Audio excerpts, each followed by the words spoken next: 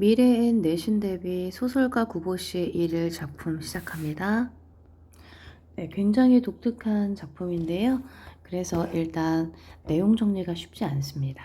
그래서 내용 정리부터 먼저 들어가고요.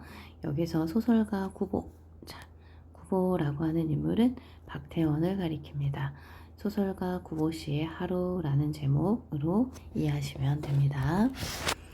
26살의 구보는요, 동경 유학까지 하고 돌아온 작가입니다. 배경이 일제강점기인데요. 일제강점기에 상당한 지식인이에요. 근데 직업도 없고 결혼도 하지 못해서 늙은 어머니의 걱정을 삽니다. 한낮에 집을 나선 구보는 서울 거리를 배회하다가 자신의 청력과 시력에 문제가 있다고 생각해 불안감을 느낍니다. 자, 이 소설에서는 여정이 중요하고요. 그 다음에 인물의 심리가 중요합니다. 왜냐하면 어떤 특정한 사건을 다루고 있는 작품이 아니기 때문에 여정에 따라서 보고 듣는 것들, 거기에서 느끼는 인물의 심리가 중심인 소설이라고 생각하시면 됩니다. 구보는 갑자기 걸음을 걷기로 한다. 자, 소설의 첫 어조를 소제목처럼 따로 떼어냈습니다. 그렇게 우두커니 다리 곁에 가 서 있는 것이 무의미함을 새삼스러이 깨달은 까닭이다. 그러니까 그냥 우두커니 서 있는 게 무의미하다고 생각해서 걷기로 했다, 이 얘기입니다. 종로 내거리를 바라보고 걷는다. 자, 지속해서 현재형 어휘를 쓰고 있어요. 구보는 종로 내거리에 아무런 일도 없습니다. 일도 없이 종로 내거리에 왔어요. 처음에 그가 아무렇게나 내어놓았던 오른쪽 발이 공교롭게도 왼쪽 발에 쏠렸기 때문에 지나지 않는다. 즉, 특별한 이유 없이 발길이 닿는 대로 움직이고 있다라는 얘기입니다. 갑자기 한 사람이 나타나 그의 앞을 가로질러 간다. 구보는 그 사내와 마주칠 것 같은 착각을 느끼고 위태롭게 걸음을 멈춘다. 다음 순간 구보는 이렇게 대낮에 조금의 자신도 가질 수 없는 자기의 시력을 저주한다. 자, 쉼표가 있으면 읽다가 중간에 끊어 읽게 되죠. 자, 이런 것들도 작품의 특징이 됩니다.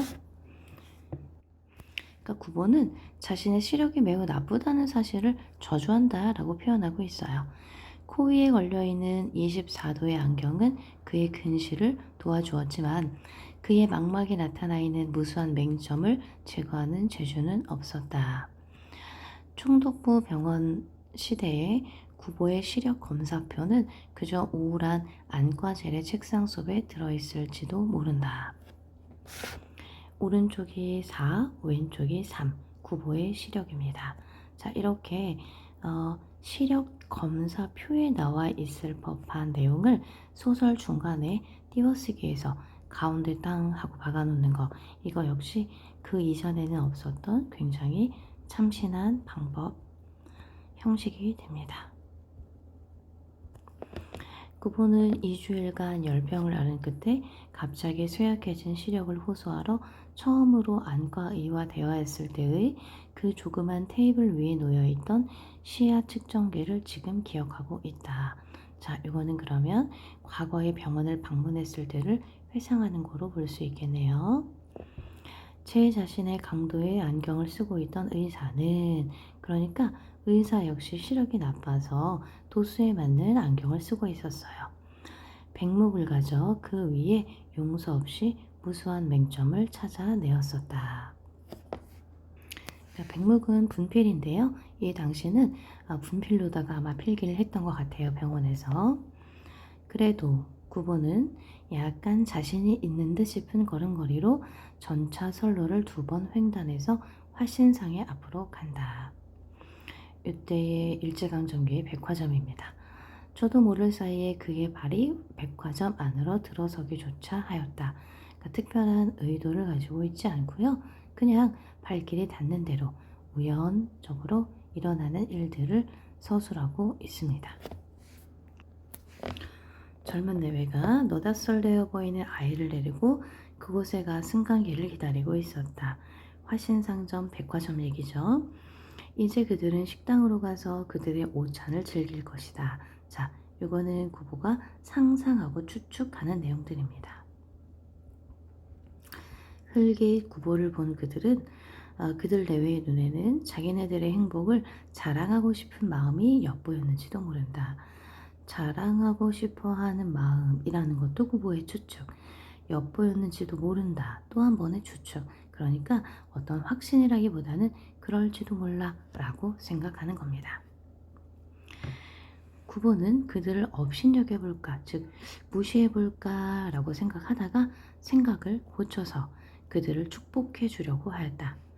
사실 4, 5년 이상을 같이 살아왔으면서도 오히려 새로운 기쁨을 가져 이렇게 거리로 나온 젊은 부부는 구보에게 좀 다른 의미의 부러움을 느끼게 하였는지도 모른다.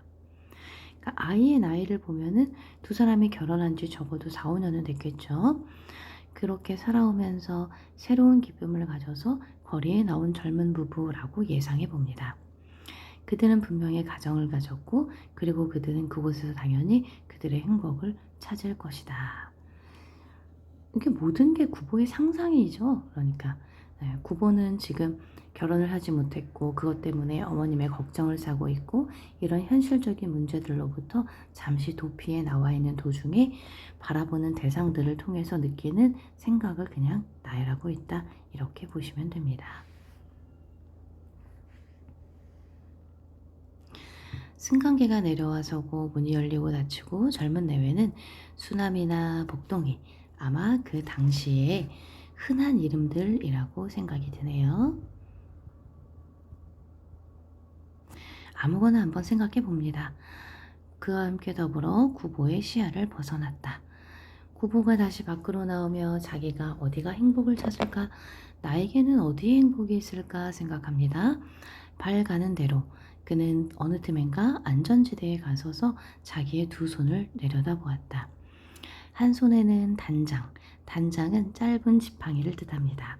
한 손에는 공책, 물론 구보는 거기에서 행복을 찾을 수는 없다. 안전지대 위의 사람들은 서서 전철을 기다린다. 그들에게 행복은 알 수 없다. 그러나 그들은 분명히 갈 곳만은 가지고 있었다. 자, 목적지가 있으니까 나와 있는 사람들일 거예요. 전차가 왔다. 자, 문장이 짧죠? 간결합니다. 사람들은 내리고 또 탔다.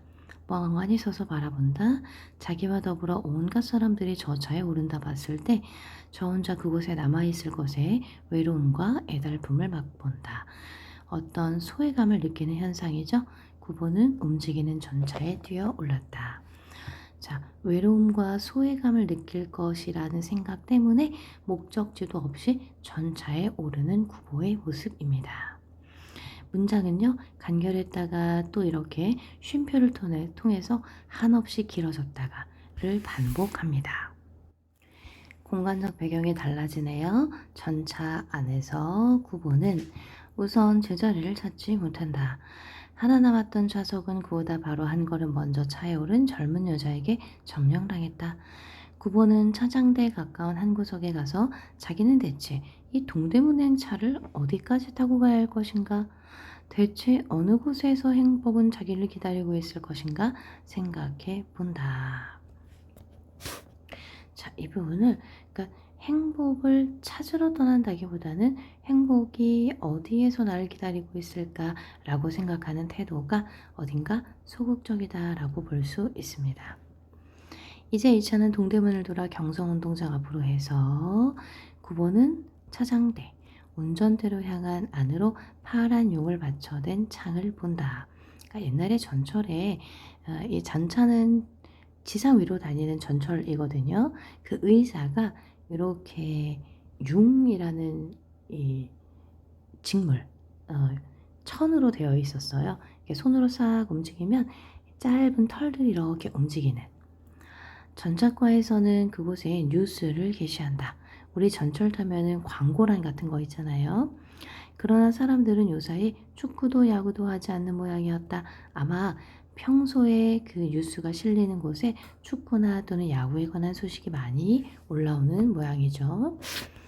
장춘단으로, 청량리로 혹은 성북동으로. 그러나 요사이 구보는 교회를 즐기지 않는다. 그곳엔 하여튼 자연이 있었고 한적이 있었다. 고독조차 그곳에서는 준비되어 있었다. 요사이 구보는 고독을 두려워한다. 고독함과 소외감에 두려움을 느끼고 있는 구보의 심리가 나옵니다.